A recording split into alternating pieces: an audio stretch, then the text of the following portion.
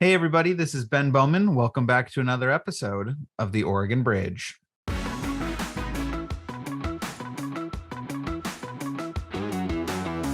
I think the thing that makes me feel really good about being a state senator is helping people feel connected to the government and to the work that we do in Salem. And I love working on things that are really going to make Senate District 16 thrive in the long run. Rural folks deserve good Democrats representing them just as much as folks in cities do. And I don't think that partisan geographic line necessarily has to exist the way it does. I don't think it's a given. I think it's a result of choices that we've made over time. All right, folks. Today, I am pleased to welcome a return guest, a friend of the pod, Senator Rachel Armitage. Senator, welcome to the show. Thanks. Happy to be here. So the caveat for this show is we're going to do two mini episodes within this episode. The first part of the episode is a bookend to our previous episode with Senator Armitage. We interviewed Rachel right before she was sworn in, after she had been appointed by county commissioners. So we want to debrief the experience of being a senator a little bit, but then also the second half, and probably the larger chunk, will be a response episode to the Reagan and Alex episode, where they basically gave the GOP view of this election cycle and what it might look like in Oregon. Their frame might be red wave, our frame might be blue wall. We'll talk about that a little bit when we get there. But first, Rachel, you've been a senator now for several months. You survived your first legislative session as a legislator. What was the best part about being a state senator? Oh my gosh, the interim. So my favorite part by far, and that's kind of a joke, I really loved session 2. I definitely came to my office after sine die and kind of put my head on my desk and was like, I can't believe this is over already. I had such a blast doing the legislating part. But I also really love the interim, and I love showing up in different parts of the district. I think the thing that makes me feel really good about being a state senator is helping people feel connected to the government and to the work that we do in Salem, and helping them realize that they have a voice and that, I'm a real person making these choices on their behalf. I remember during the appointment process, I had one commissioner say to me, we're really looking for somebody who's going to be an advocate and a cheerleader for our county.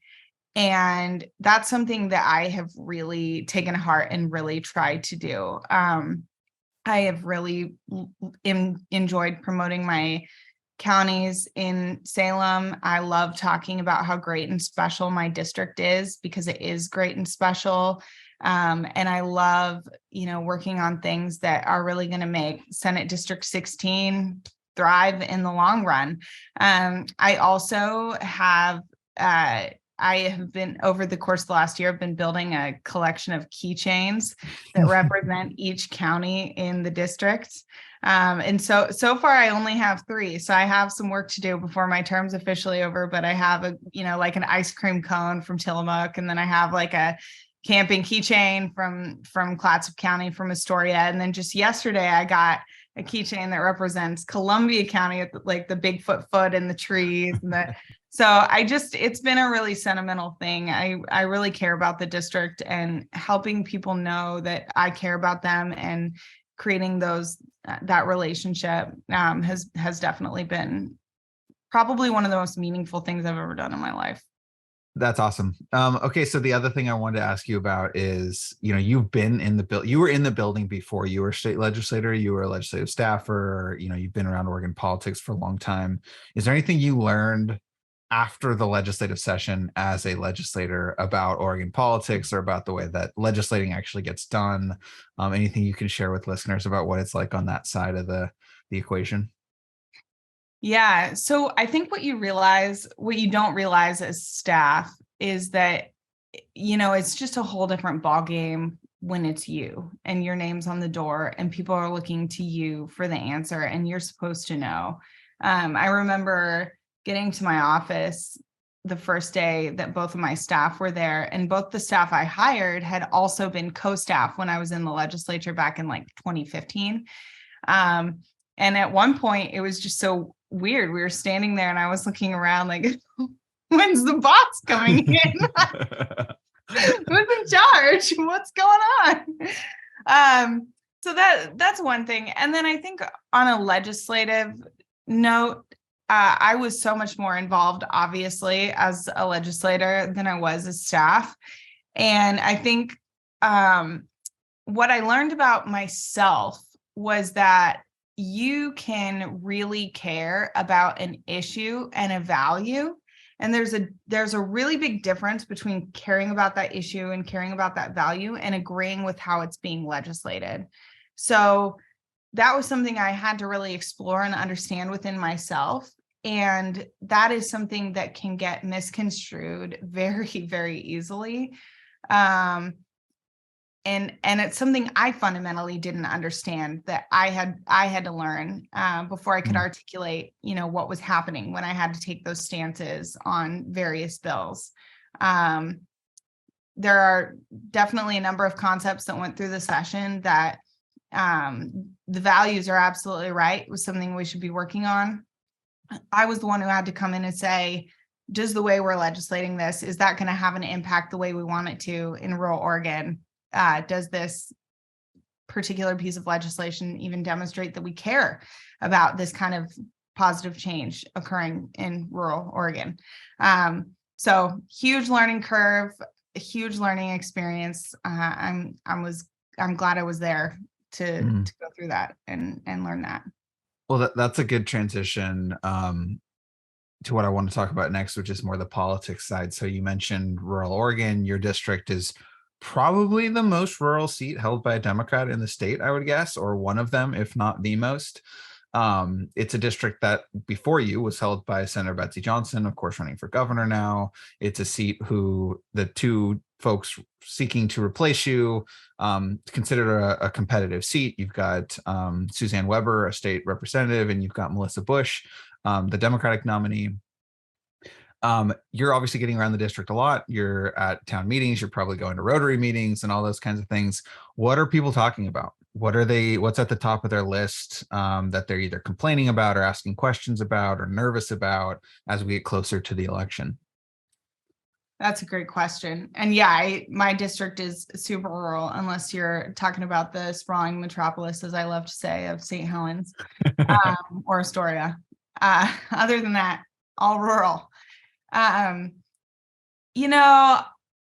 think people who are, I would consider more, insiders, the folks who are following the blogs and the polls and watching the ads and all of that. I think those people are, really genuinely interested in kind of like my take, like what's going to happen? How do you think this is going to go? How's this going to play out? Because particularly with the governor's race, I mean, this is a relatively unprecedented race, and our district is right at the center of it because Betsy Johnson represented Senate District 16. In the same way, we haven't had a new state senator for a long, long time. So it's hard to know exactly what's going to matter when people go to fill out their ballots. And there's a lot of speculation. I think a lot of people want to just engage in that speculation. I think folks who are more interested in the issues, I think the biggest thing that I hear about is just making sure that we are represented in Salem and that our district is seen and represented and cared about. I hear a lot of people who are really adamant about having that rural voice. I think that's something that really resonates. I think people are really have their guard up about decisions being made for them by people in Portland. I also, another thing I heard a lot was sort of this fear of becoming Portland. I know that's pretty, for what it's worth. I don't necessarily agree with it. I do hear it a lot. Like I sat down next to somebody at the Columbia County rodeo, sat down like, hey, you mind if I sit next to you? And before you know it, we're in a conversation about, our community becoming like Portland. And I think what that really is about is, making sure that there's room for everyone. I think a lot of people are really afraid of the inevitable growth that's going to happen in Senate District 16. And we just really have to do our jobs and make sure we prepare for that. But I think it strikes a real concern for folks. So the Oregonian conducted some polling on the governor's race, which we'll talk about in a second. But the three issues that voters ranked as most important, they rated over 70, or about 70% rated all three of these as very important, and everything else was at least 10 points behind this. Homelessness, number one, crime, number two, and cost of living, number three. And I wonder if that gentleman saying, I don't want Portland to creep into, I think Portland is used as a placeholder for those three things: homelessness, crime, and expensive cost of living. So I imagine that's probably what he was referring to, even if he wouldn't use that same exact language. Yeah, I completely agree with you. And I have all the love in the world for Portland. And I tend to think that, our urban population centers and our rural communities, that relationship is so symbiotic. And so we have to make sure that both types of communities are thriving. So I would never want to pit one community against each other. But yeah, I think you're right. I think when people say that, what they're really talking about is the three issues you just mentioned. So let's talk a little bit about the political context of 2022. Reagan and Alex gave the GOP version. Encourage everyone to listen to that. And I think I'll start by saying the conventional wisdom is that 2022 will be a, quote, red wave year, or at least that Republicans have an advantage going into this. And the reasons are several, but probably the most prominent is that historically a president in their first term in office during their first midterm usually takes on pretty significant losses. 2010 being the most, probably the best example from recent history of, President Obama in his first term. I think he had 60 seats in the Senate and a strong majority in the House. And then 2010 happens and both get wiped away dramatically. But it's happened sort of throughout history with a few exceptions.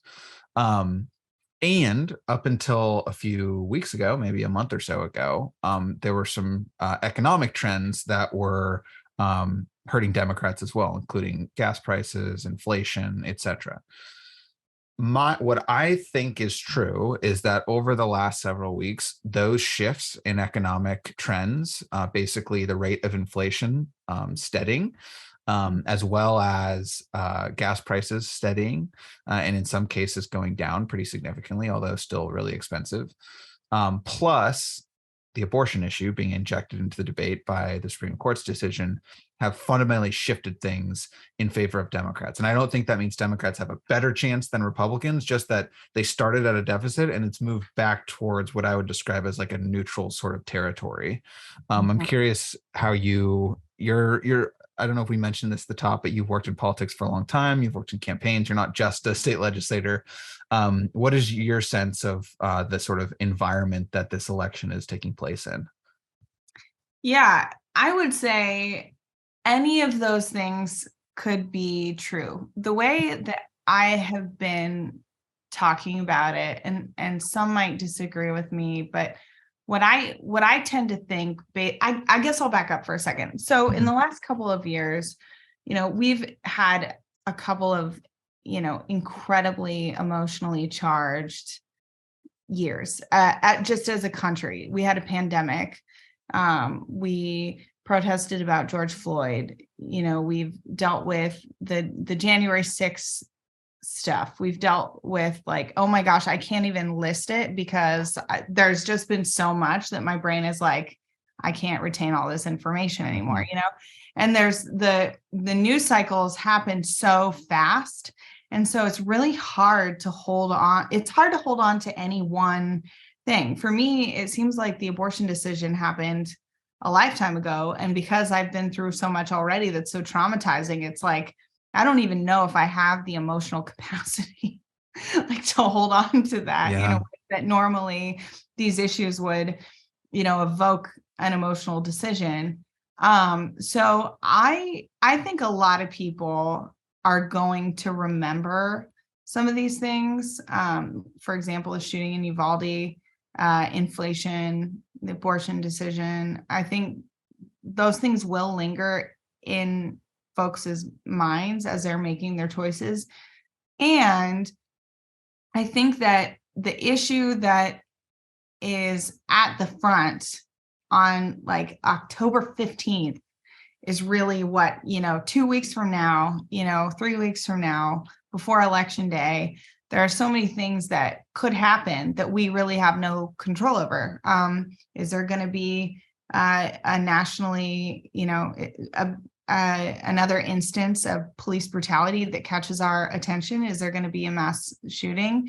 Is there going to be some other weird piece of legislation that is, or decision that's abortion related that gets people emotional again? Are gas prices going to go back up? Is the Fed going to do something crazy? Are we going to hear something about, what Donald Trump did?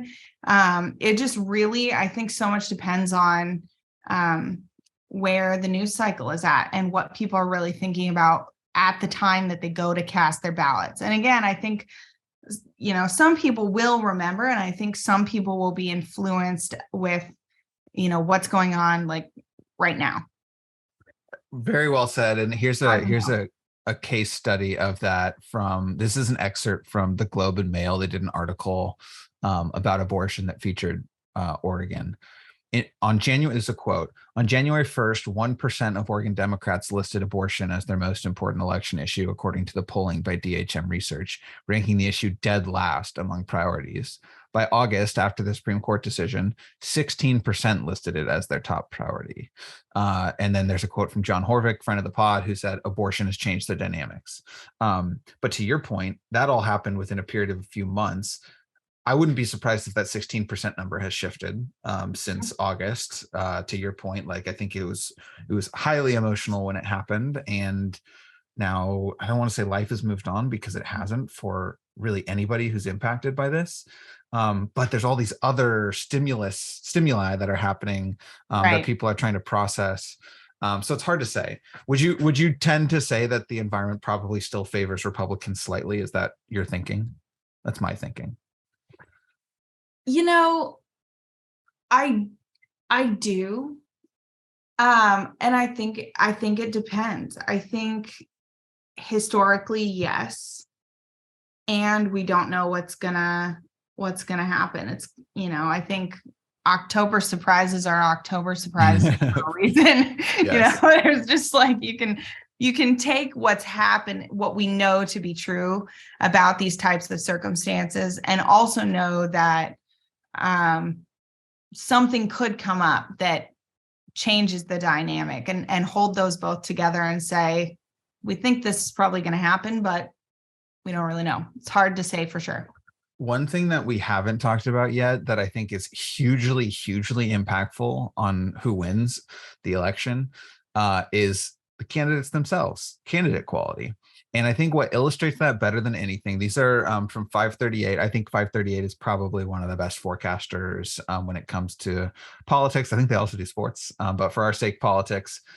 They run all these simulations. I think their deluxe model runs like 10,000 simulations, and then they have a streamlined version that runs 100 simulations about what the outcomes of all these elections will be.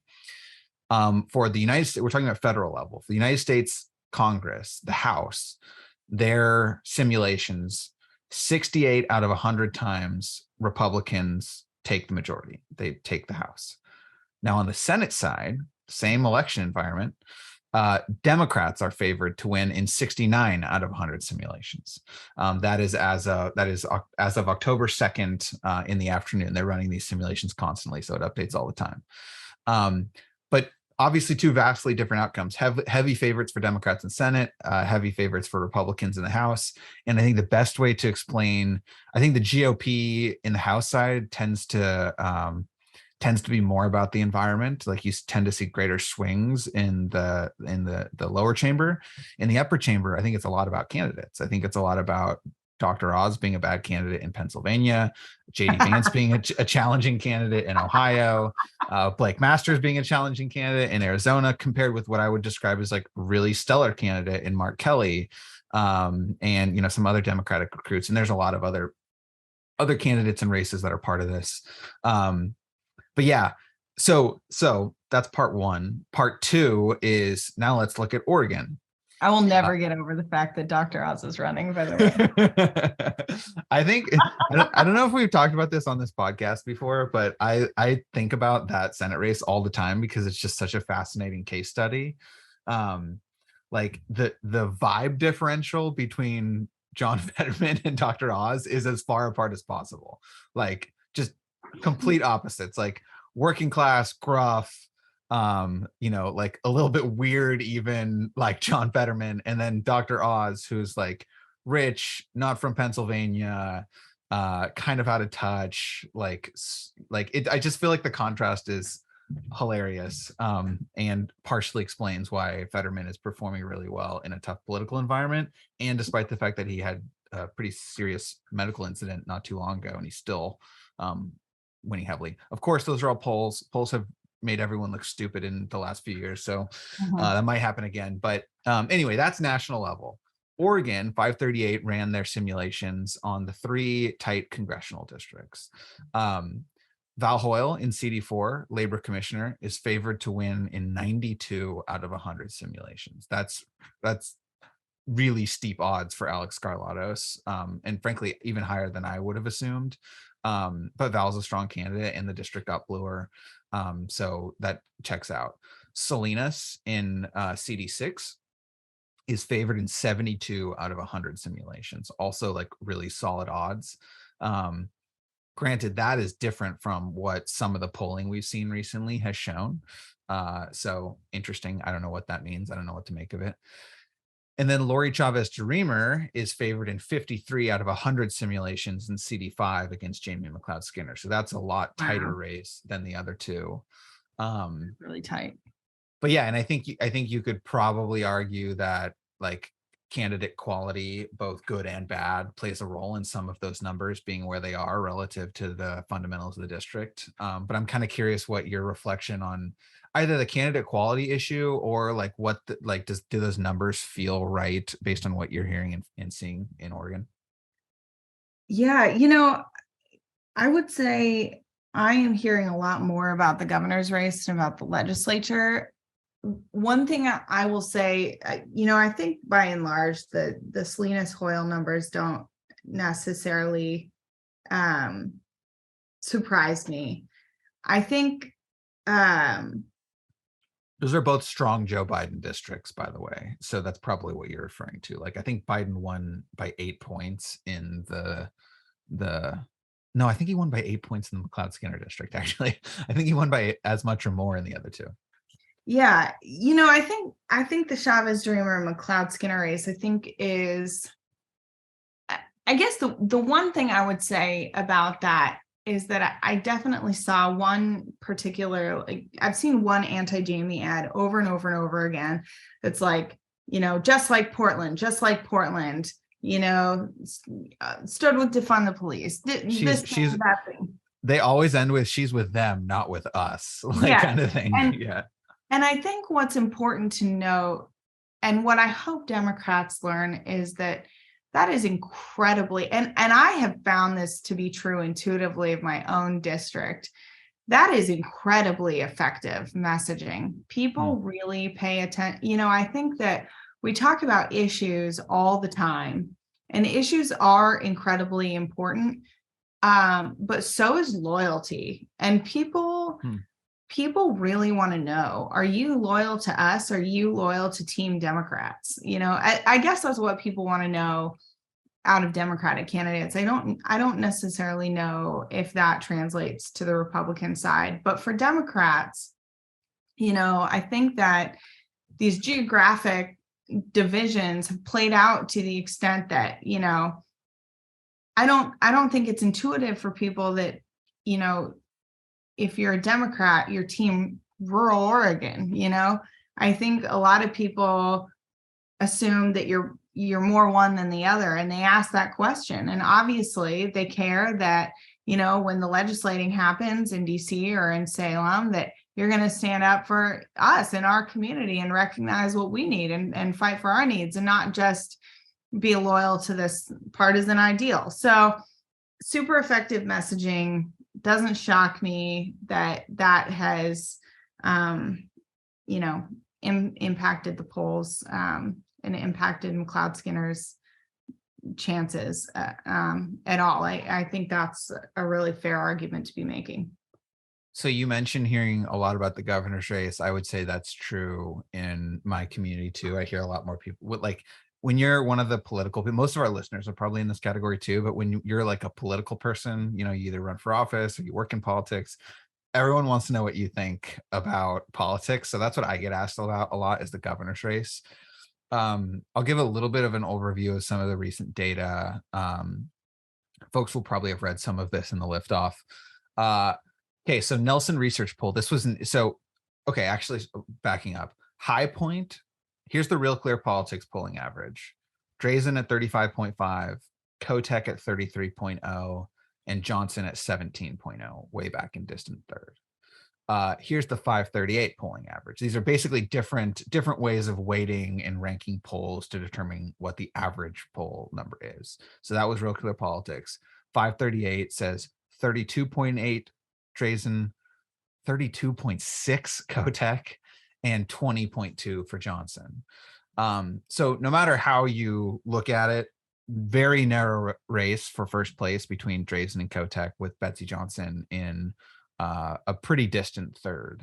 Now 538, despite that spread in polling, still gives Kotek a 56 out of 100 simulation she wins in 538, which is interesting.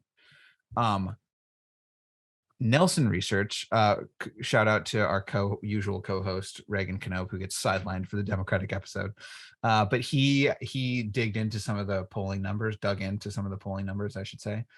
And the Nelson Research poll, which showed Drazen slightly ahead, had some underlying numbers that I think help explain what's going on. The obvious factor, which I believe is probably more prominent in your district than anywhere in the state, is Betsy Johnson. Who is Betsy Johnson drawing from? And it turns out she's drawing, I think, slightly more from Democrats than Republicans. But check out these favorables. Betsy Johnson, negative 11.8. So negative 11.8 unfavorable. Tina Kotek, negative 11.9 unfavorable. Christine Drazen, plus 3.9 favorable.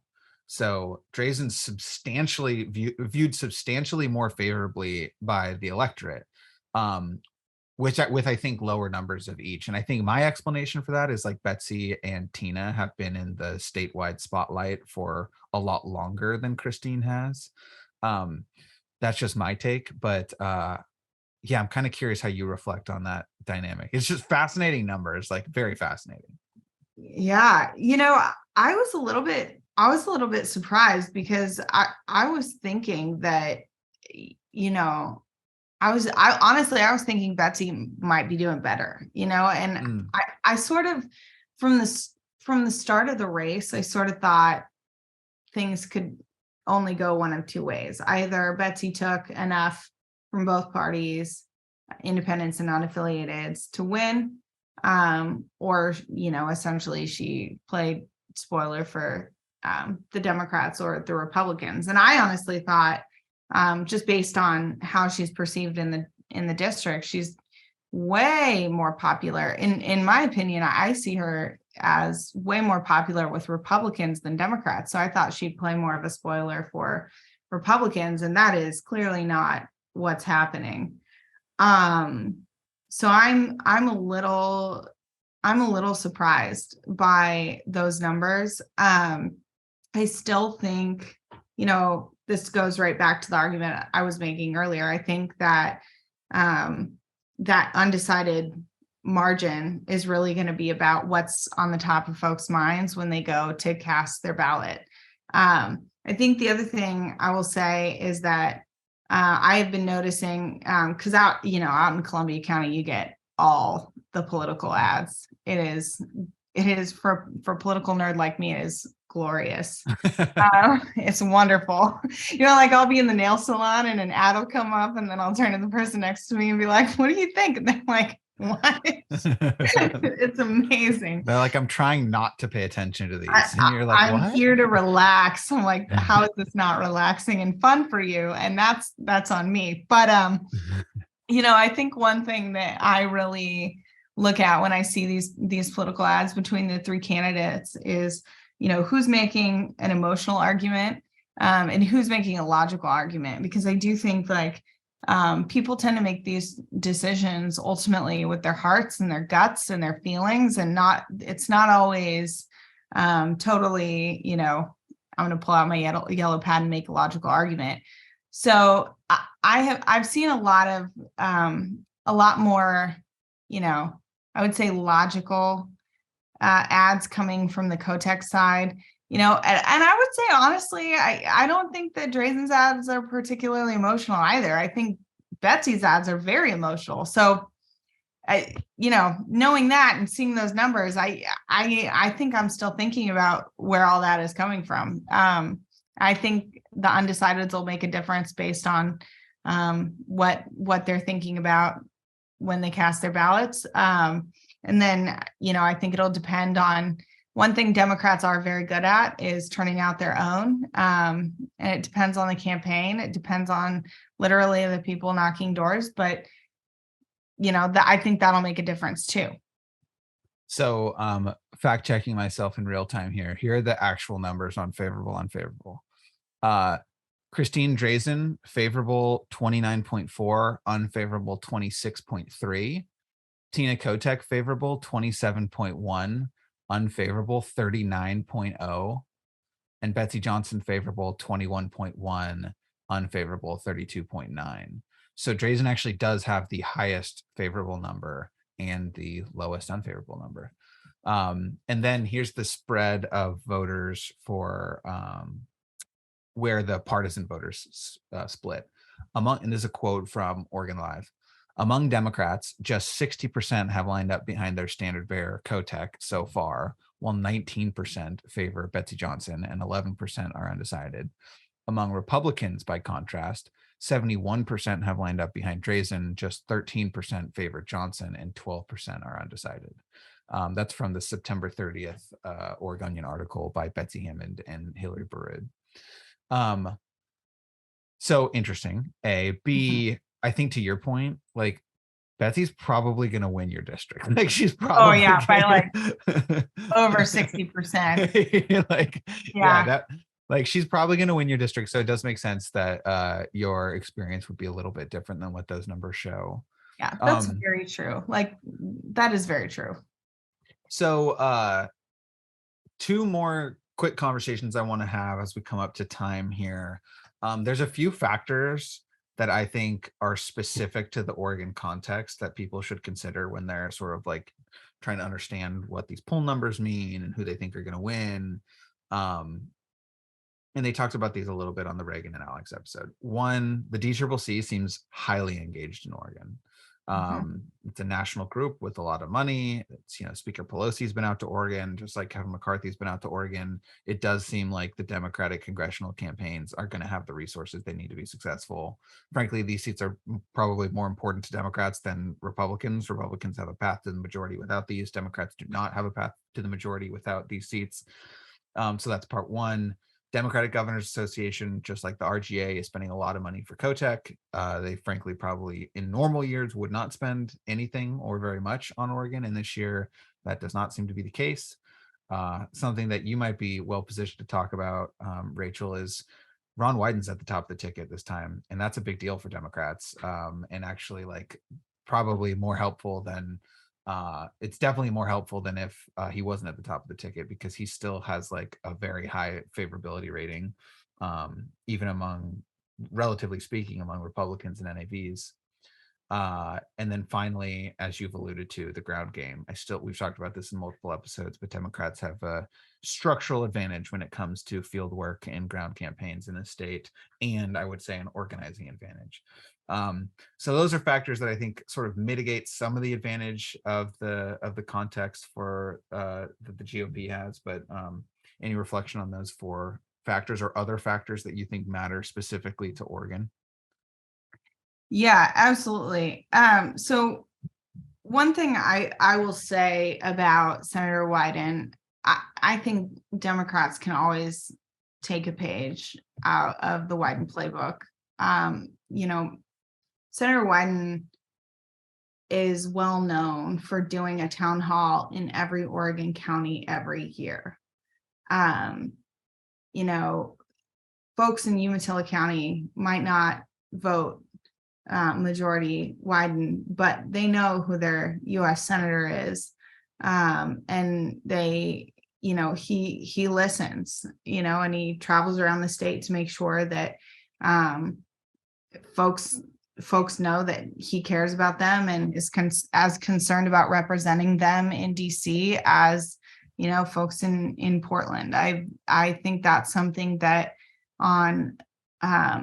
in the legislature, I think that's something that we need to improve on a bit. And I think that's something that Senator Wyden does very well. Really quickly before you move on.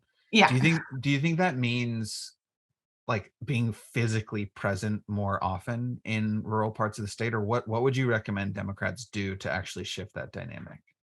Yeah, well, this is a good question. And I was going to elaborate on this a little bit, but I think when Democrats decide who their key seats are for any given year, geography doesn't really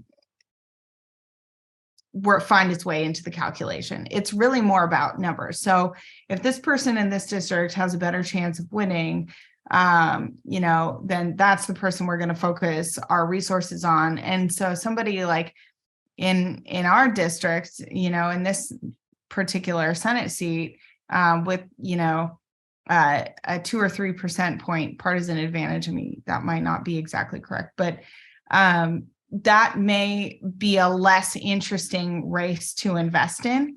But it just so happens that in rural areas, those are often the partisan advantages or different disadvantages. And so what we've seen is over the last 10 years in particular, we've seen less and less interest in keeping rural Democrats in office and elected.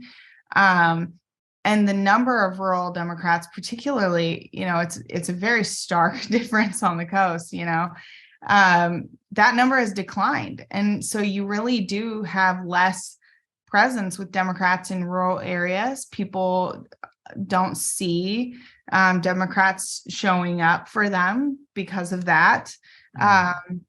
And they don't feel represented in the same way by Democrats as they would by Republicans. Like it's a cycle. And so, I think that creates the kind of these dynamics that we find ourselves in today where, Democrats, I think Democrats do have to show up more in rural areas. And how do we do that? Well, we probably have to start, putting infrastructure back in place to help get Democrats elected in rural areas on purpose. That's something that hasn't necessarily been a priority, and it needs to be. Spoken like a former Jon Tester campaign worker. Yeah, I'm a little biased. But, no. But that's actually a good case study right there, right? Like Montana loves Jon Tester, and he's a Democrat, and he votes with Barack Obama and Joe Biden and whatever, but he shows up for his people, and so he's like reached his own sort of mythical status, kind of like Ron Wyden, right? Like Ron Wyden fares better with rural voters because he has shown up consistently for decades.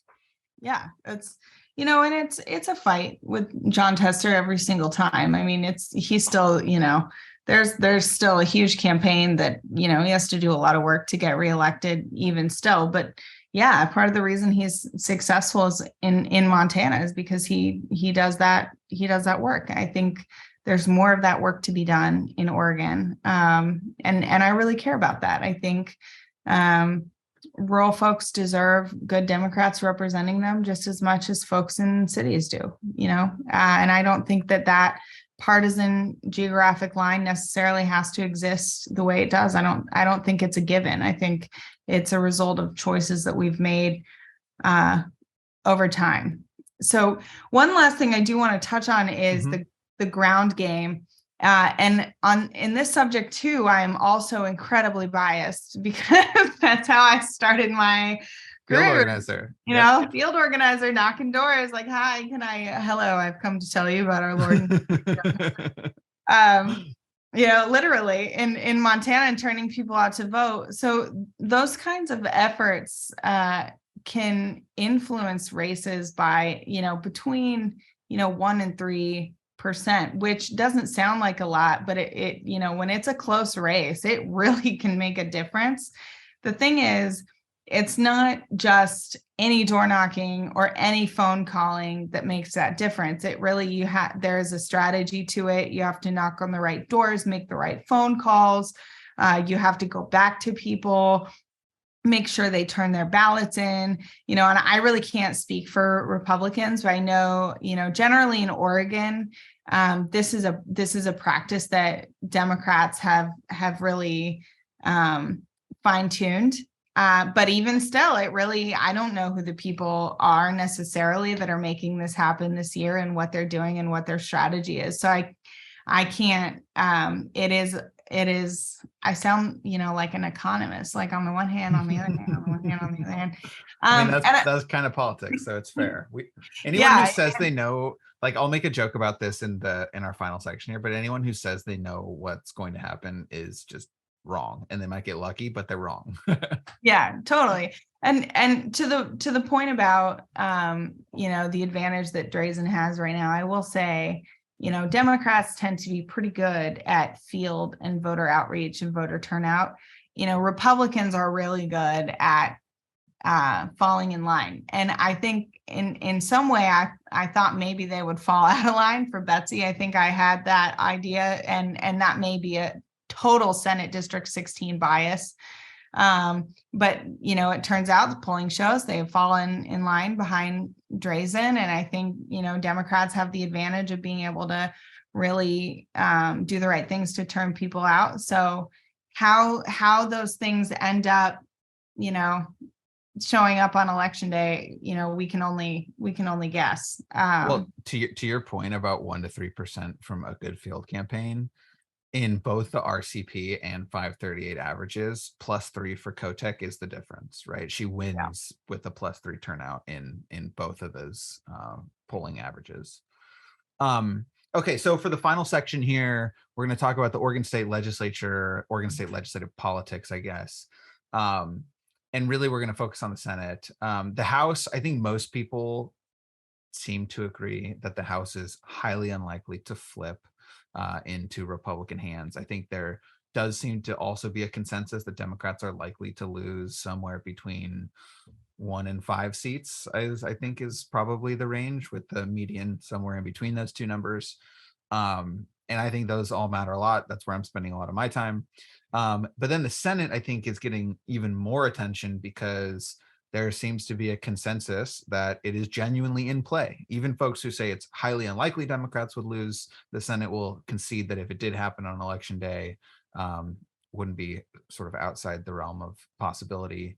What I will say is, so I have been talking frequently with candidates, legislators, lobbyists, people on the campaign side, many of whom have access to different kinds of polling on different sides and are volunteering in different races. And there is no consensus. There is no consensus in the Oregon politics world right now about what's happening, like not even on a race to race level. Like I literally just on Friday had conversations with people who had the exact opposite perspective on like which races were even in play. So here are the 6 Senate races that charitably could be described as in play. I think 4 are undoubtedly in play, and then there's 2 sort of on the edges of that, and then you could go out a little further. Actually, I'll do 7 just so I don't get yelled at by anybody. Are you going to tell us which ones you think are in play? Maybe not. I genuinely haven't seen the numbers, so I really don't know. Well, so the thing, the good question, good context. the thing to remember is Democrats have a registration advantage in almost all of these seats. Like by the numbers, if you're just looking at registered Democrats versus registered Republicans, Democrats have, I think there's 39 state house seats where Democrats have that advantage. No one thinks that the Democrats are going to send 39 legislators to the state house. I don't know the exact numbers on the Senate side, but I know that there are more Democrats in most of these, if not all of these in play districts than Republicans. But important caveat, as we've discussed on the show before, NAVs are through the roof. Like non-affiliated voters are growing much faster than the other two parties, driven by a lot of different factors, including unpopularity of parties, including automatic voter registration, et cetera, et cetera. So here are the Senate races. Thatcher versus Walsh, Patterson versus Moore Green. These are two Salem area seats. I think everyone would agree those are both highly competitive seats. Kennemer versus Meek, another one. I think there's consensus, highly competitive, a lot of money being spent. And then this is where you get to places where people say it is or it isn't. Jeff Golden versus Sparacino in Southern Oregon. Janine Solman versus Malmadal in Hillsborough. Aaron Woods versus John Velez in my district, which is Tigard, Sherwood, Wilsonville, King City. And Roz Mason versus Daniel Bonham in the Hood River district. Those you could, yeah, go ahead. I don't think you mentioned the Bush Weber. Oh yeah, that is actually so I'm not going to tell people where it goes, but that's supposed to be in the middle. This is Bush. So that's actually 1, 2, 3, 4, 5, 6. So that's 8 Senate seats, including yours. That I think different people would tell you are in play. I think most, and here's where you can really tell. This is what I'll say without, I haven't looked at these numbers recently, so I genuinely don't have a bias here. You can tell how competitive the sort of like leaders of the parties think these seats are by how much money they're spending in these seats. Some of these seats they're spending already they're at like $500,000 range, and we still have over a month to go. We have like a month and a half to go. Wow. Some of these seats folks are not raising nearly that much, and I would argue it's really, there's some examples in Oregon history where people get vastly out fundraised in a legislative race and still win. I think one recent example would be Courtney Neron defeating Rich File. She was vastly out fundraised and won by a pretty significant margin, interestingly. And there was a Republican example of this too that Reagan was telling me. I can't remember. But anyway, I think there's 4 of those that I consider in the true toss-up category, where I've heard people with high levels of confidence on either side saying that they feel confident the seat is going to go for them. And then the rest, I think there's at least 3, maybe 4 of those where like there's even some where they're spending money and I'm like, I just can't imagine that reality happening. I don't want to tip my cards too much or express my bias publicly on the podcast.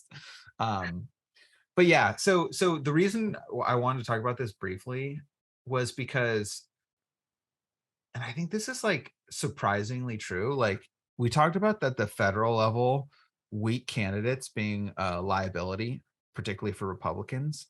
Mm-hmm. I actually think the candidate recruitment from both Democrats and Republicans seems really high this cycle. Like if you look at these candidates, you know, like in Southern Oregon, that's a tough seat. You've got an incumbent senator versus the mayor of the biggest city in the district. With Patterson versus Moore Green, you've got 2 legislators running against each other. Melissa Bush, you've got a nurse running in rural Oregon against a sitting state legislator. Like I don't necessarily know that they're the strongest candidate from each place, but I don't think there's a single candidate who is so bad that their side has completely ridden it off, right? Like where they like the wrong person won a primary, and so they said, oh, we're giving up on this, which I don't know if that's surprising, but I think it's noteworthy and frankly good for democracy that there's, I would say, relatively high quality candidates running in these seats. Oh, definitely. So as a state senator, you know many of these people personally. Not going to ask you to make predictions on individual races, but do you have any commentary on the state of the fight for the state Senate?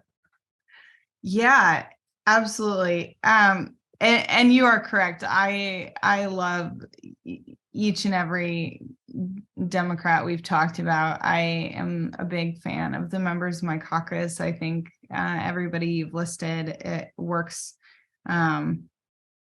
incredibly hard. I mean, gosh, I sit right next door to Janine Solomon in the Senate, and I have nothing but good things to say about her work ethic. And then Deb Patterson is right on the other side of the hall. Jeff Golden, I am not as close to like in the legislature, but he represents my hometown, Medford, Oregon. And so, I obviously have close eyes on his race too. And then of course I'm, actively supporting Melissa.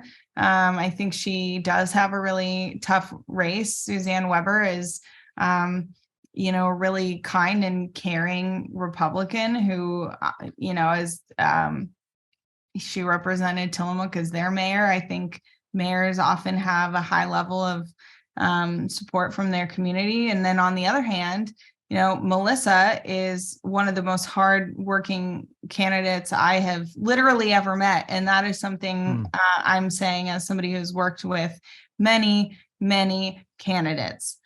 Incredibly intelligent woman, cares deeply about the district. She's not just a nurse, she's a home health nurse. And so she goes in and she helps, some of the most vulnerable people who can't even, can't go to the doctor, can't go to the hospital. She goes to them. And so the way that she sees the district and has a temperature on what people really need from Salem. I mean, I think that's probably as realistic a perspective as anyone. So, it is a tough race. It really is.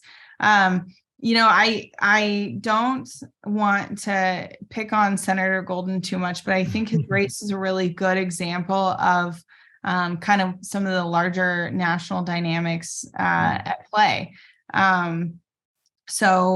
That seat was for a really long time held by Senator Alan Bates, who passed away in 2016 while still in office. That was a really tough time.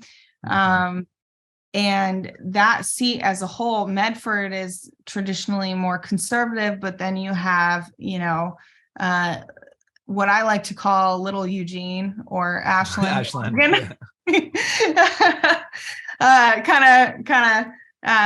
Alongside, Phoenix and Talent kind of pushing the other way. And of course, you do have Democrats in Medford. You have a number of them, right? It's more conservative, but not much more conservative. And so as a whole, Democrats tend to win. But, given Sparacino's candidacy, as mayor, I believe he also is a former law enforcement officer, police chief.